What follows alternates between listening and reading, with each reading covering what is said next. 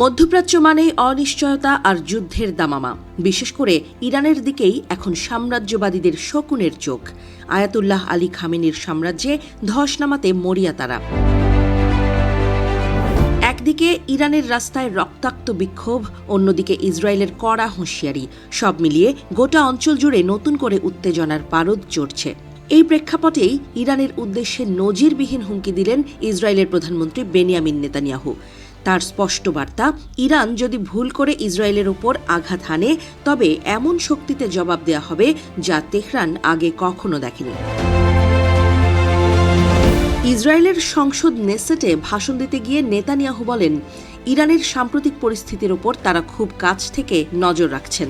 Iran আজ যে অবস্থার মধ্য দিয়ে যাচ্ছে সেখান থেকে ভবিষ্যৎ কি হবে কেউ জানে না, কিন্তু এটুকু নিশ্চিত, দেশটি আর আগের জায়গায় ফিরে যাবে না।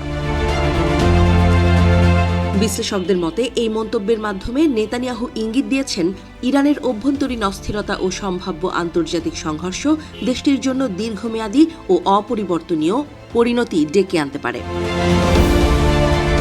ইরান জুড়ে চলা সরকার বিরোধী বিক্ষোভ রক্তক্ষয়ী দমন পীড়নের পর কিছুটা স্তিমিত হয়েছে।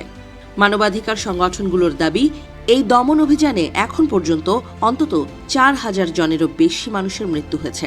নিহতদের মধ্যে প্রায় ৩,৭৮৬ জন বিক্ষোভকারী, ১৮০ জন নিরাপত্তা বাহিনীর সদস্য, ২৮ জন শিশু এবং ৩৫ জন এমন ব্যক্তি যারা সরাসরি বিক্ষোভে অংশ নেননি। এছাড়াও ২৬,০০০-এরও বেশি মানুষকে আটক করা হয়েছে বলে জানিয়েছে যুক্তরাষ্ট্রভিত্তিক human rights activist news agency. সংস্থাটি জানিয়েছে, ইরান সরকারের কড়া ইন্টারনেট নিয়ন্ত্রণের কারণে প্রকৃত মৃত্যুর সংখ্যা আরও বেশি হতে পারে বলে আশঙ্কা রয়েছে। অতীতেও ইরানের গণ অভ্যুত্থানের সময় এই সংস্থার দেয়া তথ্য যথেষ্ট নির্ভরযোগ্য বলে প্রমাণিত হয়েছে। এমন উত্তাল পরিস্থিতির মধ্যে ইরানকে ঘিরে কৌশলগত তৎপরতা বাড়াচ্ছে যুক্তরাষ্ট্র। আন্তর্জাতিক সংবাদ মাধ্যম ও জাহাজ ট্র্যাকিং তথ্য অনুযায়ী মার্কিন নৌবাহিনীর অত্যাধুনিক পারমাণবিক শক্তিচালিত বিমানবাহী রণতরী USS আব্রাহাম লিঙ্কন মধ্যপ্রাচ্যের দিকে অগ্রসর হচ্ছে। কয়েকদিন আগেও এই রণতরী দক্ষিণ চীন সাগরে মোতায়েন ছিল, মূলত তাইওয়ান ইস্যুতে চীনের ওপর চাপ তৈরি করতে। এখন সেই একই রণতরী সিঙ্গাপুর অতিক্রম করে মালাক্কা প্রণালীতে প্রবেশ করেছে, যা মধ্যপ্রাচ্যের পথে যাওয়ার অন্যতম গুরুত্বপূর্ণ সামুদ্রিক রুট।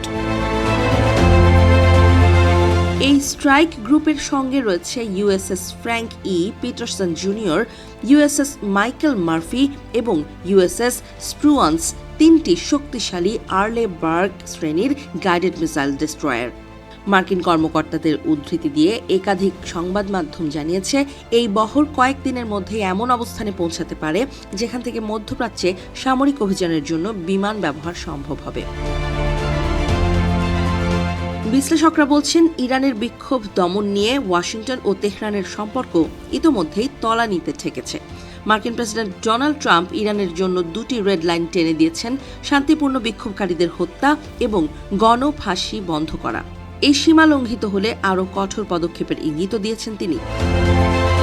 ইসরায়েলের কড়া হুঁশিয়ারি, ইরানের অভ্যন্তরীণ রক্তক্ষয়ী অস্থিরতা ও যুক্তরাষ্ট্রের সামরিক তৎপরতা, এই ত্রিমুখী চাপ মধ্যপ্রাচ্যকে বিপজ্জনক সন্ধিক্ষণে দাঁড় করিয়েছে।